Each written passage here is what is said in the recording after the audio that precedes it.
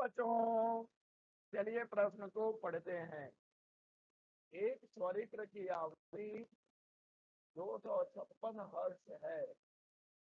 इसे दूसरे स्वरित्र के साथ बजाने पर 3 विस्पंद प्रति सेकंड सुनाई पड़ते हैं। दूसरे स्वरित्र की भुजा पर तनिक सा मोम लगाकर उसे पहले स्वरित्र के साथ बजाने पर फिर से 3 विस्पंद प्रति सेकंड सुनाई देते हैं। दूसरे स्वरित्र की आवृत्ति ज्ञात कीजिए। तो चलिए बच्चों, सबसे पहले हम लिखेंगे मूल अवधारणा। मूल अवधारणा जिस पर कि यह प्रश्न आधारित है। तो बच्चों, यह प्रश्न आधारित है विस्पंद यानी कि बीट्स पर। बच्चों, हम जानते हैं कि विस्पंद ध्वनि तरंगों के अध्यारोपण पर आधारित एक परिघटना है, जिसमें कि जब किसी माध्यम में दो ध्वनि तरंगे एक ही दिशा में गमन करें और जिनकी आवृत्तियां लगभग समान हो। ठीक है बच्चों, लगभग समान आवृत्ति की दो ध्वनि तरंगे जब किसी माध्यम में गमन करती हैं और अध्यारोपित होती हैं, तो उनके अध्यारोपण के फलस्वरूप माध्यम के किसी बिंदु पर ध्वनि की तीव्रता में आवर्ती परिवर्तन होता है।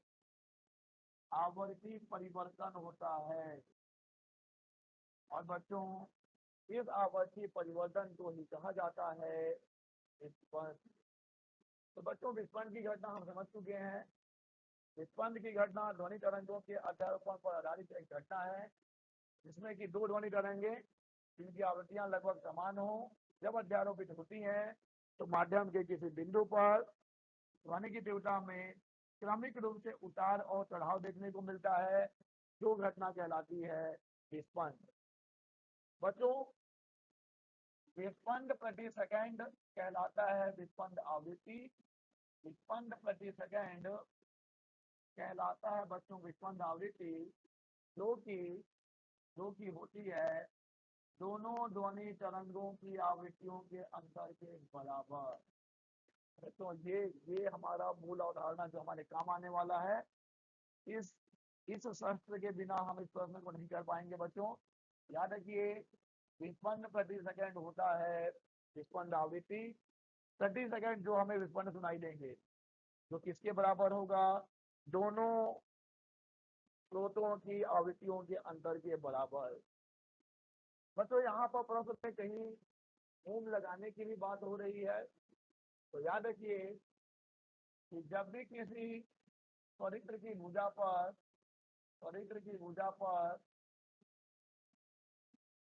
मोम लगाया जाता है, तो उसकी आवृत्ति सदैव कम होती है। याद रखिएगा बच्चों, सदैव कम होती है, यानी कि घट जाती है। ठीक है बच्चों, कम हो जाती है या घट जाती है। जब भी किसी स्वरित्र की भुजा पर मोम लगाया जाएगा तो उसकी आवृत्ति घट जाएगी। तो बच्चों, अब हम तैयार हैं इस प्रश्न को हल करने के लिए। चलिए, प्रश्न में कहा गया है कि एक स्वरित्र की आवृत्ति 256 हर्ट्ज है। तो बच्चों, ये वह स्वरित्र है जिसकी आवृत्ति हमें ज्ञात है, जो कि है 256।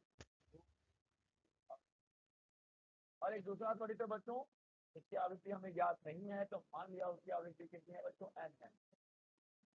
अब बच्चों, जब हम दोनों स्वरित्रों को एक साथ बजाते हैं तो विस्पंद की घटना देखने को मिलती है। और विस्पंद प्रति सेकंड जो यहाँ पर है बच्चों, कितना है? यहाँ पर हमें मिल रहा है 3 विस्पंद प्रति सेकंड। और हम जानते हैं कि यह किसके बराबर होगा। अभी अभी हमने अपने मूल अवधारणा में इस चीज को समझा है कि व्युत्पन्न प्रति सेकंड किसके बराबर होगा, दोनों प्रकार दोनों चरित्रों की आवृत्तियों के अंतर के बराबर। तो और लगा दीजिए, तो 3 प्लस माइनस 256 माइनस n। चलिए एक बार प्लस ले लेते हैं, कितना मिलेगा, 3 बराबर 256 माइनस n, यानी कि n बराबर 253 हर्ट्ज आ गया। यानी दूसरे सॉलिड की आवृत्ति 253 हर्ट्ज भी हो सकती है। चलिए अब एक बार जरा माइनस चिन्ह ले लीजिए, यहाँ पर माइनस लेके देखिए, माइनस यहाँ पर माइनस लेके देखिए क्या हो रहा है। ठीक है बच्चों, तो चलिए ऋण चिन्ह लेने पे क्या होगा, ऋण चिन्ह लेने पे क्या होगा कि 3 बराबर माइनस 256 और प्लस हो जाएगा n। तो बच्चों यहाँ से n बराबर आ जाएगा 259 हर्ट्ज, 259 हर्ट्ज। तो बच्चों तो जो दूसरा चरित्र है उसकी संभावित 2 आवृत्तियां मिल रही हैं, एक 253 हर्ट्ज और एक मिल रही है 259 यानी कि 259 हर्ट्ज। अब प्रश्न ये है कि दोनों में से, देखिए बच्चे, एक चरित्र की आवृत्ति इन दोनों में से कोई एक ही होगी, एक साथ ये दोनों तो संभव नहीं है। हाँ, 2 संभावनाएं हैं, या तो ये होगी या तो ये होगी, या तो ये या तो ये। तो अब इसका पता कैसे लगाएंगे, चलिए बच्चों लगाने वाले हैं। बच्चों दूसरे चरित्र की भुजा पर हम मोम लगा रहे हैं। ठीक है बच्चों, अब जब मोम लगाकर उसे पहले चरित्र के साथ बजाया जा रहा है तो फिर से रिस्पंद जो है बच्चों 3 रिस्पंद 20 सेकंड सुनाई दे रहे हैं। लेकिन बच्चों अभी हमने अपने मूल अवधारणा में समझा है कि जब भी मोम लगाया जाता है, मोम लगाने पे क्या होगा बच्चों, मोम लगाने से या लगाने पर चरित्र की आवृत्ति, चरित्र की आवृत्ति घट जाती है। बच्चों चरित्र की आवृत्ति तो घट जाती है, मोम लगाने पर चरित्र की आवृत्ति घट जा रही है। तो बच्चों जैसे कि हमने बोला 2 संभावित मान है हमारे चरित्र के, एक 259 हर्ट्ज। बच्चों घटने का तो क्या क्या मान प्राप्त कर सकता है बच्चों, ये घटने के बाद 258 हो सकता है, या 257 हो सकता है, 256 हो सकता है, 254 हो सकता है, या 253 हो सकता है। बच्चों ऐसे घटता जाएगा इतना मान। और बच्चों जब हम बात करें कि 253 हर्ट्ज वाला जो हमारा मान है, तो बच्चों जब ये घटेगा तो हमें क्या मिलेगा, हमें मिलेगा 252 हर्ट्ज, 251 हर्ट्ज, 250 हर्ट्ज।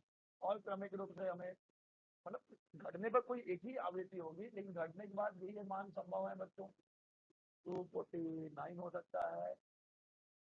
ठीक है बच्चों, अब देखिए बच्चों, लेकिन जो हमारा पहला स्रोत है वो 256 है ना बच्चों, तो 256 हर जगह ही है।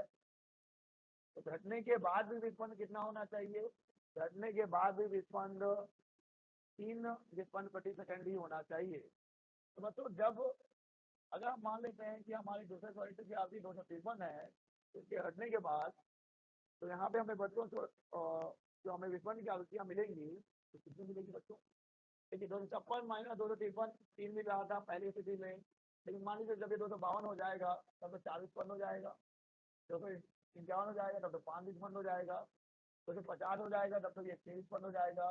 तो ये संभव ही नहीं है, क्योंकि व्युत्पन्न कितना होना चाहिए बच्चों, 3 व्युत्पन्न प्रति सेकंड ही होना चाहिए, यानी ये मान तो संभव ही नहीं है। क्योंकि अगर दूसरे चरित्र की आवृत्ति पहले 253 हर्ट्ज रही होगी, मोम लगाने पे तो घटेगी, तो मोम लगाने के घटने के बाद यहाँ पर विस्पन्न क्या होते जाएंगे बच्चों, बढ़ते जाएंगे, लेकिन 3 विस्पन्न प्रति सेकंड ही सुनाई दे रहा है। चलिए अब आते हैं दूसरे वाले पर। बच्चों अगर हम मान लेते हैं कि हमारे जो दूसरे चरित्र की आवृत्ति 259 है, तो घटने के बाद जो इसे संभावित मान है 257 257 256 ये हो सकते हैं।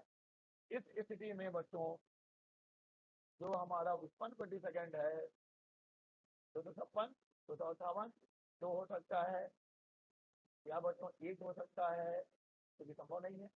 256 है तो ये 0 हो सकता है। हो सकता है और घट गया हो बच्चों, 254 हो गया हो, तो बच्चों कितना हो जाएगा 256 माइनस 254।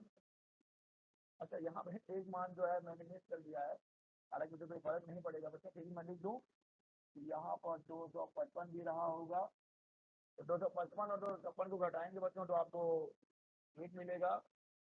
तो 2 3 यहाँ पर 253, 256 माइनस 253, फिर हमें 3 व्युत्पन्न प्रति सेकंड मिल जाएंगे बच्चों। यानी कि हमारे दूसरे रोहित की पहले की आवृत्ति 259 रही होगी, मोम लगाने के बाद 253 हो गई होगी। तभी तो दोनों ही स्थितियों में व्युत्पन्न कितना है बच्चों, 3 व्युत्पन्न प्रति सेकंड है, 3 व्युत्पन्न प्रति सेकंड है। अतः प्रश्न का सही उत्तर हो जाएगा बच्चों कि दूसरे रोहित की आवृत्ति कितनी है, 259 हर्ट्ज है। मोम लगाने के बाद कितनी हो जा रही है बच्चों, 253 हर्ट्ज हो जा रही है। आशा करते हैं आपको समझ आया होगा। धन्यवाद।